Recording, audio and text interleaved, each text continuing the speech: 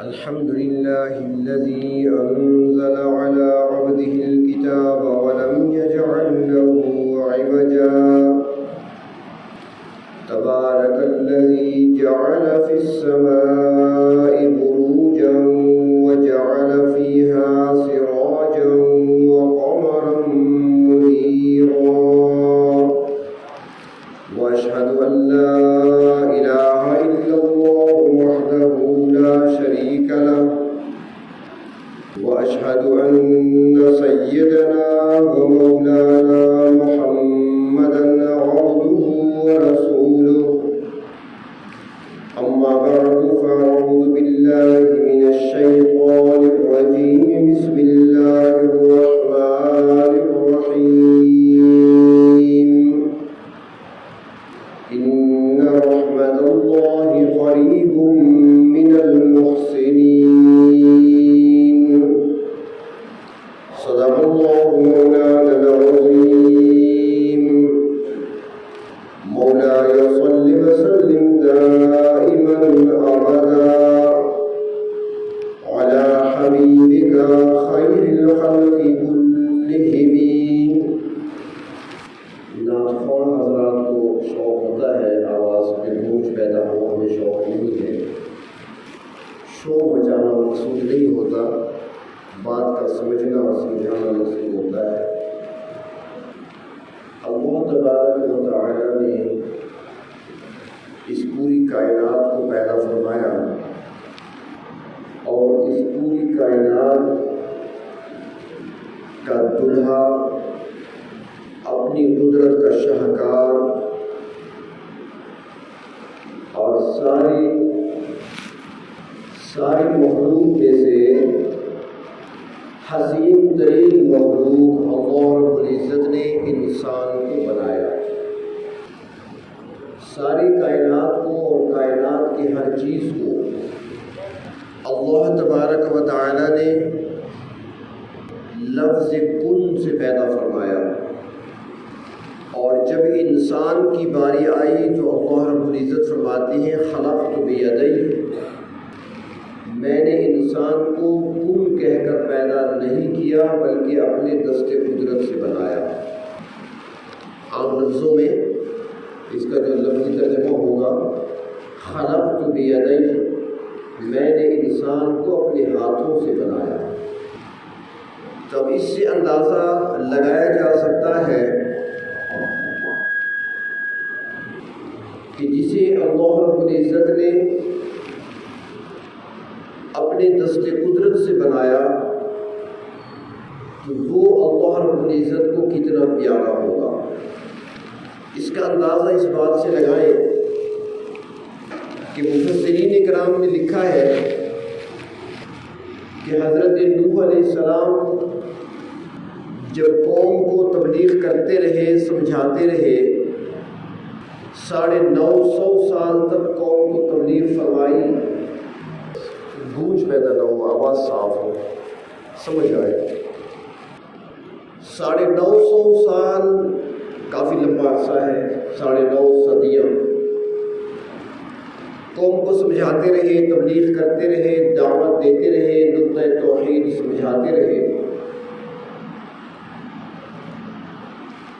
لیکن قوم کی اکثریت جب دعوت قبول نہیں کرتی، اللہ کے نبی کی بات کو نہیں مانتی، راہ ہدایت کی طرف نہیں آتی، تو پھر حضرت نوح علیہ السلام اللہ رب العزت کی بارگاہ میں ہاتھ اٹھاتے ہیں، لا تذر علی الارض من الکافرین دیارا، اللہ اب ان کفار میں سے کسی ایک کو بھی زندہ نہیں چھوڑنا، ایک مکان بھی ان کا نہیں چاہیے زمین پر. بد دعا کر دی. تو حضرت نوح علیہ السلام کی بد دعا کو اللہ رب العزت نے قبول فرما لیا اور طوفان بھیجا. تفصیلی واقعہ قرآن حکیم میں ہے. پانی کی صورت میں طوفان آیا اور وہ طوفان ایسا کہ کفار میں سے ایک بھی باقی نہیں بچا، سارے کے سارے ہلاک ہو گئے، ڈوب گئے. صرف وہ 80 کے قریب افراد جو حضرت نوح علیہ السلام پر ایمان لا چکے تھے وہی بچے اور وہ کشتی میں سوار تھے۔ جب کشتی اللہ کے حکم سے جودی پہاڑ پہ رکی، پانی خشک ہوا، حضرت نوح علیہ السلام کو کشتی سے زمین پر اترنے کا حکم ملا تو حضرت نوح علیہ السلام زمین پہ اترے تو اللہ تبارک و تعالیٰ نے ایک حکم دیا کہ اے میرے پیغمبر، اے نوح، مٹی نرم ہے، گیلی مٹی ہے، ذرا اس مٹی سے کچھ برتن بناؤ، ایک واٹر سیٹ بنا لو، ٹی سیٹ بنا لو، جگ گلاس بنا لو، کوئی چیز بھی۔ تو حضرت نوح علیہ السلام نے مٹی سے بڑی محنت کر کے برتن بنائے اور جب بن گئے پھر ان کو دھوپ پہ رکھ دیا۔ جب وہ خشک ہو گئے، تیار ہو گئے، تو حضرت نوح علیہ السلام نے چونکہ اپنے ہاتھوں سے بنائے تھے تو انسان جو اپنی محنت سے چیز تیار کرتا ہے تو اس کے ساتھ ایک انس پیدا ہو جاتا ہے، اس کا انسان بڑا خیال رکھتا ہے ضائع نہ ہو جائے، ٹوٹ نہ جائے، میں نے بڑی محنت سے بنایا۔ تو حضرت نوح علیہ السلام نے بھی بڑی محنت سے وہ برتن بنائے تھے تو بڑے غور سے دیکھتے ہیں، نظر رکھتے ہیں کہیں ٹوٹ نہ جائیں، کہ رب تعالیٰ کی طرف سے حکم آیا، میرے پیغمبر جو برتن اپنے ہاتھوں سے بنائے تھے نا ان کو توڑ دو۔ حضرت نوح علیہ السلام نے، حکم تھا پروردگار عالم کا، جی تو نہیں چاہتا تھا اتنی محنت سے بنائے اب توڑ دوں، لیکن حکم ملا تو توڑ دیے۔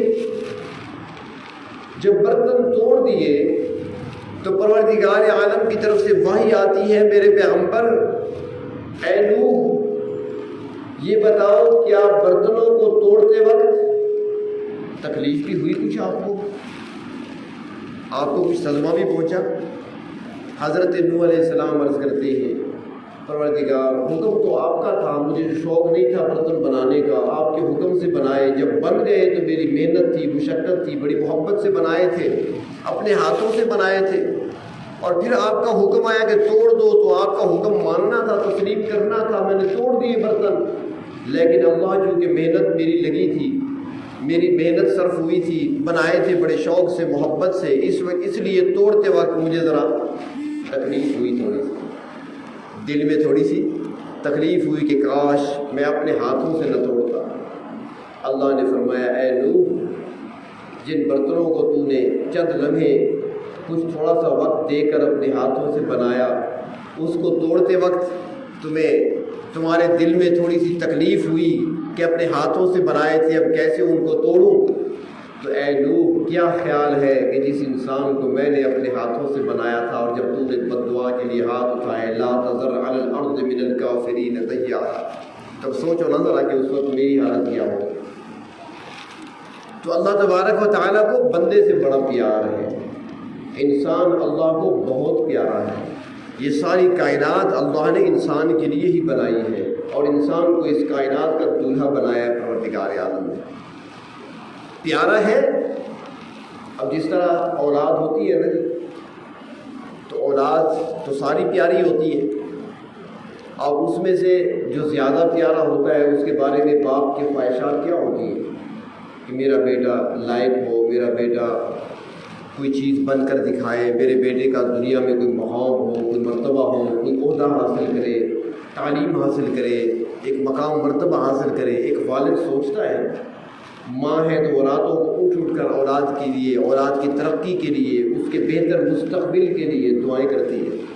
بچے سو رہے ہوتے ہیں، ماں بیٹھی ہوتی ہے مصلی بچھا کر، ہاتھ اٹھائے آنسو بہا رہی ہوتی ہے، اپنی اولاد کے لیے مانگ رہی ہوتی ہے، اور جو ماں سے 70 درجے زیادہ مہربان اور شفیق ہے وہ بھی تو چاہتی ہے نا کہ میرا بندہ کیسا ہو، وہ بھی تو چاہتی ہے نا کہ میرا بندہ کس طرح ہونا چاہیے، میرے بندے کے اعمال کیا ہونے چاہیے، میرے بندے کا کردار کیا ہونا چاہیے، میرے بندے کے اخلاق کیا ہونے چاہیے، میرے بندے کے شب و روز کیا ہونے چاہیے۔ اور پھر اسی لیے اللہ تبارک و تعالیٰ نے اپنی کتابیں نازل فرمائی، انبیاء علیہ السلام کو بھیجا، انسانیت کی طرف ہدایت دے کر بھیجا، ہدایت نامہ دے کر بھیجا کہ اس کے مطابق اپنی زندگی گزارو، یہ چیزیں تمہاری زندگی میں ہونی چاہیے، یہ باتیں، یہ چیزیں تمہاری زندگی میں نہیں ہونی چاہیے۔ یہ اس کی شفقت ہے، محبت ہے، ماں سے کہیں بڑھ کر پروردگار عالم محبت کرتے ہیں اپنے بندوں سے۔ بندے غافل ہو جاتے ہیں، ہم بھول جاتے ہیں، پروردگار عالم ہمیں نہیں بھلاتے۔ آپ کسی کے ذمہ ہمارے ساتھی ہوتے ہیں نا، جو ان کے ساتھ تعلق روحانی تعلق ہے، جو راہ سلوک کے راستے پر چلنے والے ہیں، راہ سلوک کے راہی ہیں، جب ان سے پوچھتے ہیں کہ وہ تسبیحات پوری ہو جاتی ہیں تو وہ کیا کہتے ہیں؟ یہ آج کل سستی ہو جاتی ہے، وہ فلاں تسبیح آپ کو بتائی تھی وہ ہو رہی ہے باقاعدگی سے؟ نہیں جی، بھول جاتا ہوں۔ کیا ہوتا ہے؟ اللہ کا نام ہی ہے نا جی، ذکر ہوتا ہے۔ ہم تو اللہ کا نام لینا بھول جاتے ہیں، اللہ کا نام لینے میں ہم سے سستی ہو جاتی ہے، لیکن پروردگار نے روزی دینے میں کبھی سستی نہیں دکھائی۔ وقت پہ ہمیں کھانا ملا ہے، وقت پہ ہمیں پینا ملا ہے، وقت پہ ہمیں لباس ملا ہے، وقت پہ ہمیں رزق ملا ہے۔ اس پروردگار نے کبھی بھلایا نہیں، ہم بھول جاتے ہیں۔ کبھی کبھار آپ نے سنا ہوگا وہ میں تو نماز بھول گیا، نماز بھول جاتے ہیں، اللہ کے آگے سجدہ کرنا بھول جاتے ہیں، رب تعالیٰ کے حکم کو بھول جاتے ہیں، لیکن پروردگار عالم نے کبھی ہمیں نہیں بھلایا۔ ہمیں صبح بھی رزق ملتا ہے، شام کو بھی رزق ملتا ہے، پروردگار عالم ہمیں نوازتے رہتے ہیں، وہ کہ ہماری طرف سے سستی بھی ہوتی ہے، بھول بھی جاتے ہیں۔ حضرت عائشہ صدیقہ رضی اللہ تعالیٰ فرماتی ہے کہ ایک مرتبہ ان کے پاس ایک خاتون آ گئی مدد مانگنے کے لیے، سوال کرنے کے لیے، اور اس کے ساتھ 2 بچیاں تھیں، چھوٹی چھوٹی بچیاں تھیں۔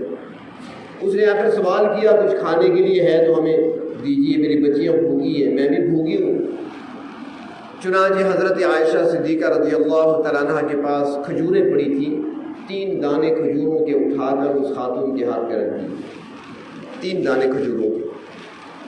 اس عورت نے 1 دانہ کھجور کا ایک بچی کو دے دیا، دوسرا دانہ دوسری بچی کو دے دیا، تیسرا کھجور کا دانہ اپنے حصے کا رکھ لیا۔ اب ایک بچی نے بھی کھجور کا دانہ کھا لیا، ماں دیکھ رہی ہے، دوسری نے بھی کھا لیا۔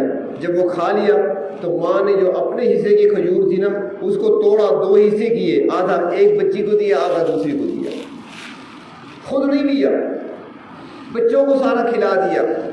جب حضرت عائشہ صدیقہ رضی اللہ تعالیٰ عنہ نے نبی اکرم صلی اللہ علیہ وسلم کے تشریف لانے پر یہ واقعہ سنایا تو آپ نے فرمایا ہاں عائشہ وہ ماں تھی نا، وہ ماں کا دل تھا، لیکن عائشہ یہ پتہ ہے کہ پروردگار عالم اپنے بندے سے ماں سے بھی 70 درجے بڑھ کر محبت کرتے ہیں، ماں سے بھی زیادہ محبت کرتے ہیں، ماں سے بھی زیادہ پیار کرتے ہیں اپنے بندے سے۔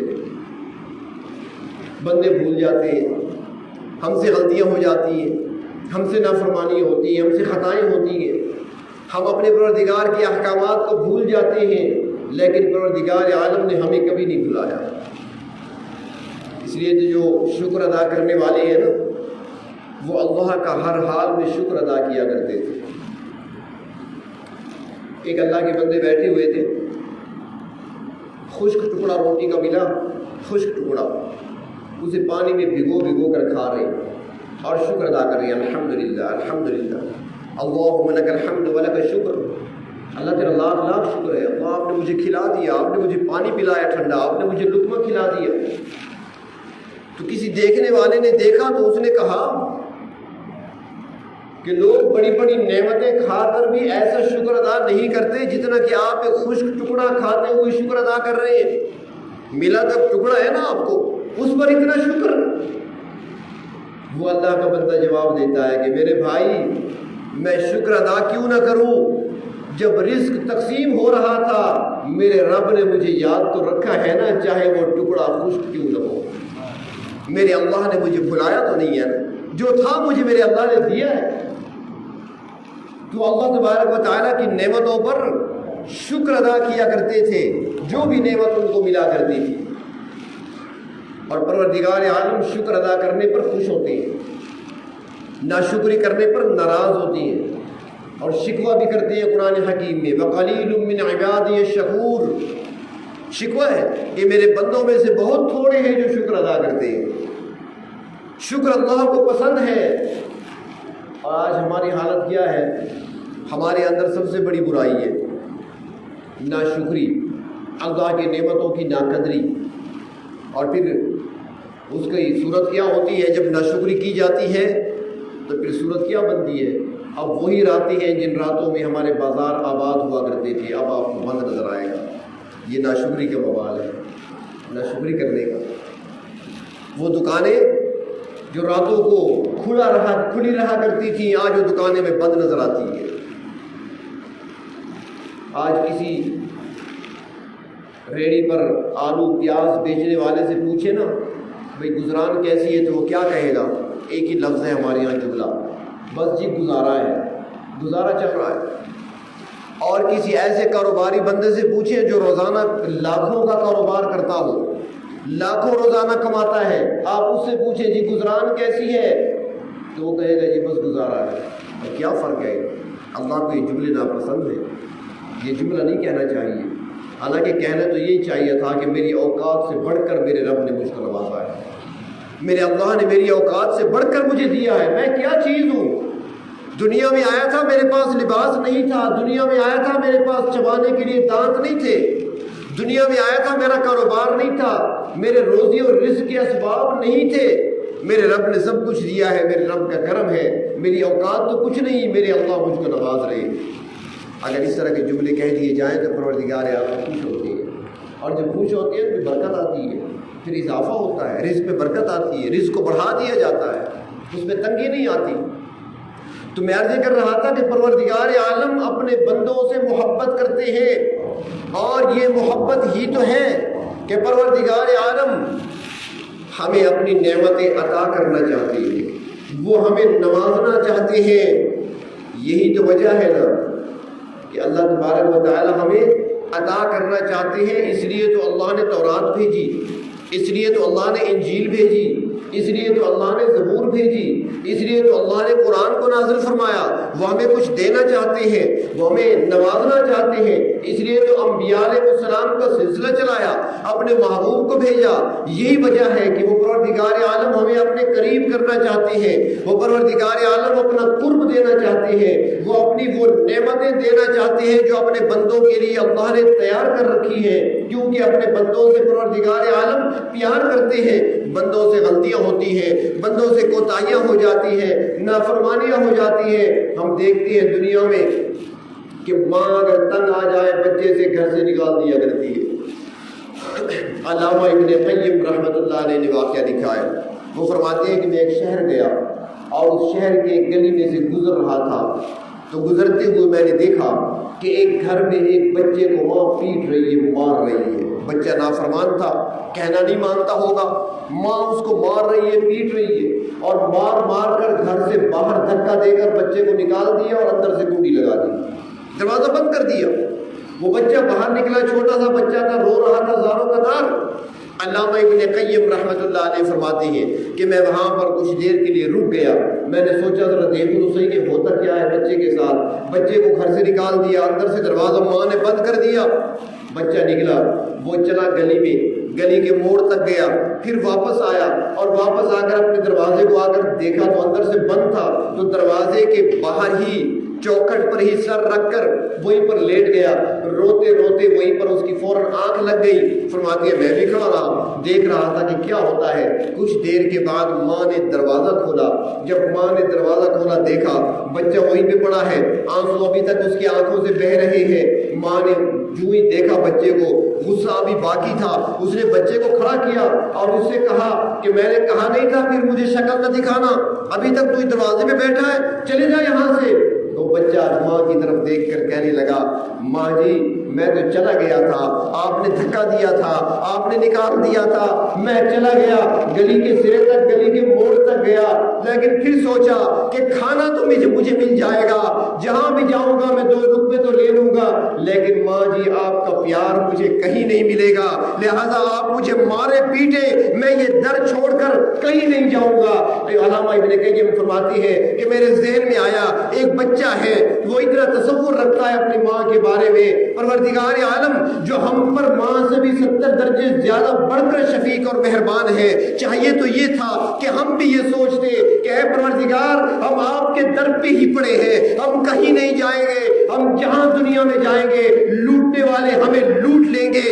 یہی وہ در ہے جہاں پر مغفرت ملتی ہے, یہی وہ در ہے جہاں سے رزق ملتا ہے, یہی وہ در ہے جہاں سے رحمت برستی ہے, یہی وہ در ہے جہاں سے مجھے شفقت ملتی ہے. تو اس بچے کی طرح ہمیں بھی چاہیے کہ اس در پہ پڑے رہے.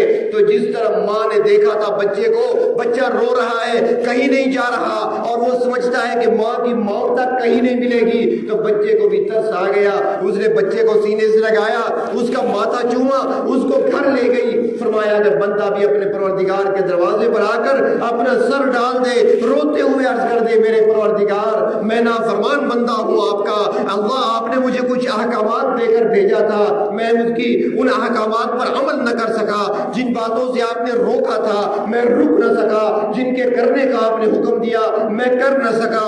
آپ مجھے کھلاتے رہے, مجھے پلاتے رہے, مجھ پر رحمتوں کی بارش رہی, مجھ پر نعمتوں کی بارش رہی. اللہ میں نافرمانی کرتا رہا, آپ کے احکامات کو توڑتا رہا, آپ کے حکم کی خلاف ورزی کرتا رہا. اے پروردگار اب آیا ہوں, مجھ پر رحم کر دیجئے, مجھ پر رحم فرما دیجئے. فرمایا جس طرح ماں کو اپنے بچے پر ترس آ گیا تھا, اس نے سینے سے لگا دیا تھا. پروردگار تو 70 درجے ماں سے بڑھ کر شفیق اور مہربان ہے. جب دیکھتے ہیں بندے کے آنسوؤں کو تو اس کی رحمت آتی ہے, اپنے بندے کے آنسوؤں کو پوچھ لیا کرتی ہے. وہ بھی اپنے بندے کو خالی ہاتھ واپس نہیں جانے دیتے, اپنے بندے کو خالی دامن پھر واپس نہیں لوٹاتے. وہ رحیم ہے, وہ کریم ہے. یہی تو وجہ ہے کہ پروردگار عالم نے قرآن حکیم میں فرمایا قل, میرے پیغمبر آپ کہہ دیجئے, اپنی امت کو بتا دیجئے, ان کو سنا دیجئے, ان تک پیغام پہنچا دیجئے, ان تک یہ بات پہنچا دیجئے. اللہ کون سی بات انہیں بتا دیں, یا عبادی الذین اسرفوا علی انفسہم لا تقنطوا من رحمت اللہ. اے میرے وہ بندے, لفظ یہاں پر بھی استعمال کیا میرے بندے, گو کہ تم مجھے بھول چکے ہو, میں تو جانتا ہوں کہ میرے بندے ہو. اللہ رب العزت نے بندگی سے نہیں نکالا. دنیا میں دیکھتے ہیں باپ بیٹے سے ناراض ہو جائے گھر سے نکال دیتا ہے, اسے آگ کر دیتا ہے, جائیداد میں سے اس کا حصہ خارج کر دیتا ہے. اگر کوئی آ کر اسے کہتا ہے کہ جی آپ کا بیٹا ہے, غلطی ہو گئی, نافرمانی کر بیٹھا, معاف کر دے, تو وہ کیا کہتا ہے؟ وہ کہتا ہے میرا بیٹا ہے ہی نہیں. وہ اسے بیٹا ماننے کے لیے تیار نہیں ہوتا. پروردگار عالم اتنے رحیم اتنے کریم فرماتے ہیں جتنے بھی نافرمان ہیں سب سے کہہ دیجئے یا عبادی الذین اسرفوا علی انفسہم, میرے محبوب ان سے کہہ دیجئے کہ میں نے ان کو بندگی سے نہیں نکالا. میں نے اب بھی انہیں کہتا ہوں, میں اب بھی کہتا ہوں کہ میرے بندے ہیں, وہ مجھے بھول چکے ہیں, وہ راستہ بھٹک چکے ہیں, وہ گمراہی کے راستے پر چل چکے ہیں, لیکن میں نے ان کو نہیں بھلایا. اب بھی وہ میرے بندے ہیں, اور اب بھی میں انہیں کہہ رہا ہوں لا تقنطوا من رحمت اللہ, میری رحمت سے مایوس نہ ہونا, میری رحمت تمہارا انتظار کر رہی ہے. تو پروردگار عالم اپنے بندوں کا انتظار کرتے ہیں کہ کب میرے بندے میرے پاس آتے ہیں. اور اسی لیے اللہ رب العزت نے کبھی شب برات بھیج کر ہمارا انتظار کیا, کبھی جمعے کی رات ہمارا انتظار کیا, کبھی روزانہ رات کی اور آدھی رات کے وقت پروردگار عالم نے ہمارا انتظار کیا. اعلان کیے حل من مستغفر, ہے کوئی معافی مانگنے والا کہ معاف کر دو اسے.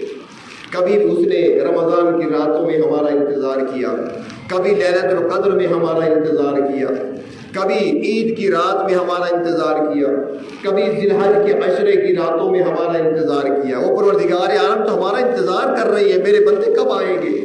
اللہ تبارک و تعالیٰ کو یقین ہے میرے بندے آئیں گے. نافرمانی کر چکے ہیں, غلط راہ پر چل چکے ہیں, لیکن ایک دن ضرور پچھتائیں گے, ایک دن ضرور ہر طرف سے مایوس ہو کر میری طرف آئیں گے. اور جب بھی آئیں گے میرے پاس تو مجھے رحیم ہی پائیں گے, جب بھی میرے پاس آئیں گے تو مجھے کریم ہی پائیں گے, جب بھی آئیں گے میرے پاس میری رحمتوں کا دروازہ کھلا ہوا پائیں گے, جب بھی آئیں گے میرے پاس تو میری رحمتوں کی گھٹا اور بارش کو دیکھ لیں گے, جب بھی آئیں گے میرے پاس تو معافی مل ہی جائے گی. انہیں تو بڑا غرور تھا, ان بندوں کو تو بڑا تکبر تھا, گناہ کرتے تھے نا, نافرمانی کرتے تھے. کیوں کرتے ہیں نافرمانی؟ انسان جب گناہ کرتا ہے نا, غلطی کرتا ہے, تو اس وقت انسان کی یہ سوچ ہوتی ہے کہ مجھے کوئی نہیں دیکھ رہا, میں سب سے چھپ کر رہا ہوں, مجھے دیکھنے والا کوئی نہیں ہے, اس وقت مجھے کوئی نہیں دیکھ رہا. پروردگار عالم فرماتے ہیں کہ ان ربک لبالمرصاد, جس طرح شکاری شکار کے لیے نشانہ لے کر بیٹھتا ہے نا، وہ آنکھ جھپکنا بھول جاتا ہے، ٹکٹکی لگا کر بیٹھا ہے ایک ہی نظر میں اپنے شکار کی طرف، کیونکہ آنکھ تھوڑی سی جھپکی تو شکار گیا، اسے کہتے ہیں مرصاد۔ اللہ تعالیٰ فرماتے ہیں کہ شکاری کی طرح پروردگار عالم تمہیں دیکھ رہے ہیں، یعنی ایک لمحہ بھی آنکھ جھپکنے کی مقدار میں رب تعالیٰ تمہارے عمل سے غافل نہیں ہے۔ دنیا میں اور کوئی نہیں دیکھ رہا، وہ تو دیکھ رہے ہیں۔ اور انسان کو پھر سوچ آتی ہے کہ کسی کو پتہ نہیں چلے گا، کسی کو پتہ نہیں چلے گا، بیٹھا ہے لکھ رہا ہے یا فون پہ بات کر رہا ہے اور سوچ رہا ہے کہ کسی کو پتہ نہیں چلے گا۔ اللہ تعالیٰ فرماتے ہیں میرے بندے کسی اور کو پتہ چلے نہ چلے اور بات ہے، یعلم خائنۃ الاعین وما تخفی الصدور، میں تمہاری آنکھوں کی خیانت کو بھی دیکھ رہا ہوں، جو تمہارے دلوں میں لاوا پک رہا ہے میں اس کو بھی دیکھ رہا ہوں۔ کہاں بچ کر جا سکتے ہیں؟ پروردگار دیکھ رہے ہیں، آنکھوں کی خیانت کو بھی دیکھ رہے ہیں۔ تھوڑی سی آپ مجمع بیٹھا ہے نا، میں تھوڑی سی نظر اس طرف کر کے کوئی چیز دیکھ لوں، آپ کو پتہ نہیں چلے گا اور میں نے کچھ دیکھ لی ہے۔ اللہ فرماتے ہیں میں وہ بھی دیکھ رہا ہوں، تم نے جو آنکھوں کی خیانت کی ہے نا میں اس کو بھی دیکھ رہا ہوں۔ انسان کے ذہن میں یہ ہوتا ہے، بعض لوگ ہوتے ہیں نا ڈیٹ بن جاتے ہیں، تو پھر وہ کہتے ہیں کہ کسی کو پتہ چل بھی جائے کہ کوئی میرا کیا بگاڑ دے گا، کوئی میرا کیا بگاڑ سکتا ہے، کوئی مجھے کچھ کر سکتا ہے، نقصان دے سکتا ہے، کوئی مجھے روک سکتا ہے۔ اللہ تبارک و تعالیٰ فرماتی ہے کہ یہ فخر بھی نہ کرنا، ان بطش ربک لشدید، تمہارے پروردگار کی پکڑ بڑی سخت ہے۔ تم تو کہتے ہو نا کہ میرا کوئی کیا بگاڑ لے گا، جب اللہ نے پکڑا تو پھر تمہیں کوئی نہیں چھڑا سکے گا۔ تو اللہ فرماتی ہے کہ بندہ میرا اتنا غرور و فخر میں تھا کہ میرا کوئی میرا کیا کچھ بگاڑ سکتا ہے، کوئی بندہ اتنے فخر میں تھا کہ مجھے کوئی نہیں دیکھ رہا، بندہ اس فخر میں تھا کہ کسی کو پتہ نہیں چلنے دیا میں نے گناہ کا۔ اللہ فرماتی ہے اس کے باوجود بھی جب وہ میرے در پہ آئے گا، 2 قطرے بہائے گا آنسوؤں کے، تو میں اس کی خطاؤں کو معاف کر دوں گا۔ اور پھر صرف خطائیں معاف نہیں ہوتی، صرف غلطیاں معاف نہیں ہوتی، بلکہ پروردگار عالم ایسی ہوا چلا دیتے ہیں، ایسی ہوا چلا دیتی ہے کہ کرام الکاتبین جو لکھنے والے بیٹھے ہیں نا، ان کے کھاتوں سے بھی وہ صاف ہو جاتا ہے، اور جو ان فرشتوں کو یاد ہوتا ہے وہ بھول جاتے ہیں۔ زمین پہ جس ٹکڑے پہ گناہ کیا وہ ٹکڑا بھی بھول جائے گا، ایسی ہوا چلا دیتی ہے۔ کوئی گواہ بھی نہیں ہوگا، کیونکہ قیامت کے دن گواہ تو ہے نا، کرام الکاتبین ہمارے اعمال کے گواہ، جو کھاتے لکھے جا رہے ہیں یہ ہمارے اوپر گواہ، زمین کے جس ٹکڑے پر ہم گناہ کرتے ہیں، عمل کوئی کرتے ہیں، وہ زمین کا ٹکڑا گواہ، ہمارے جسم کے اپنے اعضاء وہ ہمارے خلاف گواہی دینے والے، یہ سارے گواہ ہیں۔ لیکن جب کوئی انسان صدق کے دل کے ساتھ پروردگار عالم کے سامنے ہاتھ اٹھا کر معافی طلب کرتا ہے، گناہوں پر توبہ کرتا ہے، تو پروردگار عالم ایسے معاف فرماتے ہیں کہ گواہوں سے بھی بھلا دیتے ہیں۔ قیامت کے دن کوئی گواہ بھی نہیں ہوگا خلاف گواہی دینے والا۔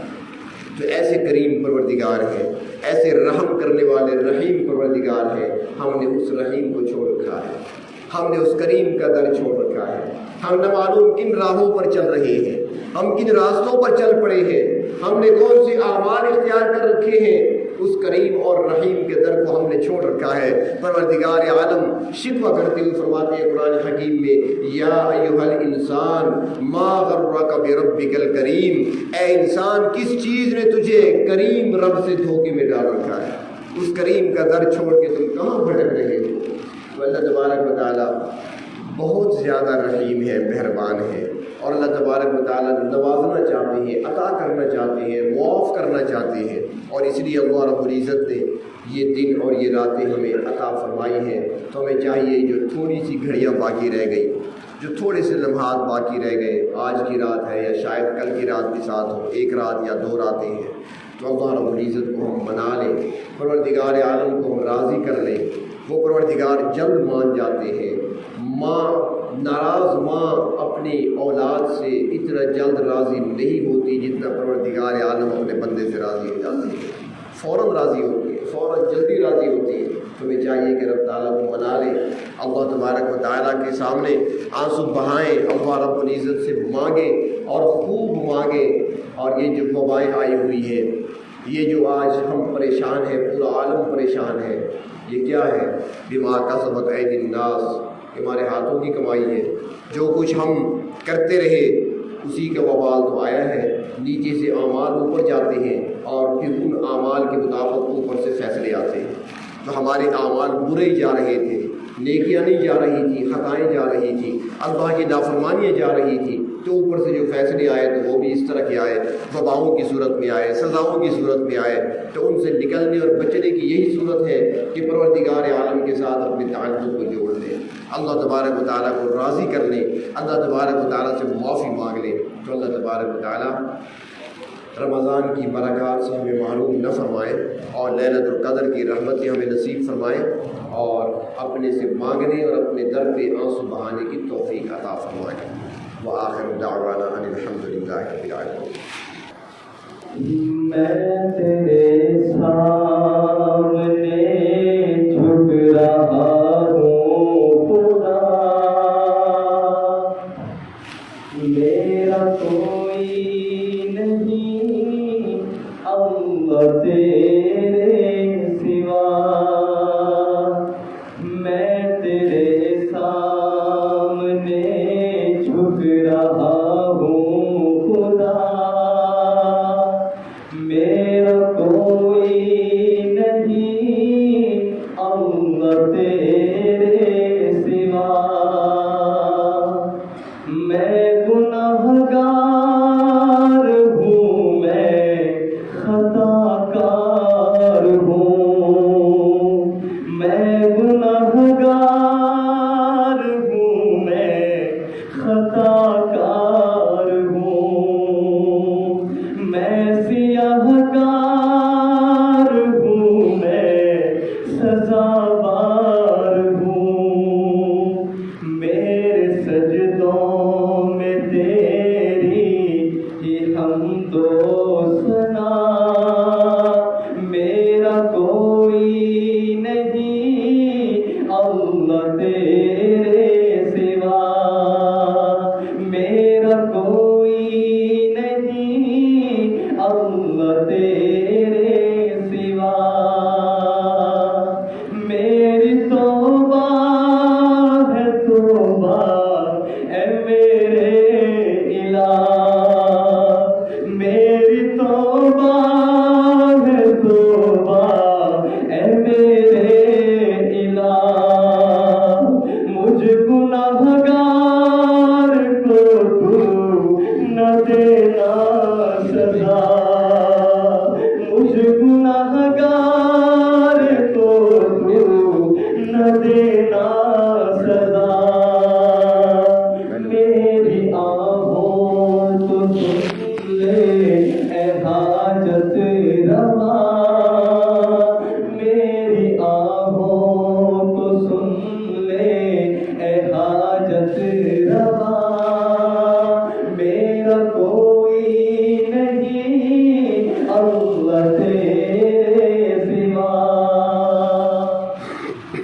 میں تو غفار ہوں تو نے خود ہی کہا، میں تو غفار ہوں تو نے خود ہی کہا، بخش دوں گا تجھے یہ ہے وعدہ تیرا، میرا کوئی نہیں اللہ تیرے سوا، میرا کوئی نہیں اللہ تیرے سوا، میں تیرے سامنے جھک رہا ہوں خدا، میرا کوئی نہیں اللہ تیرے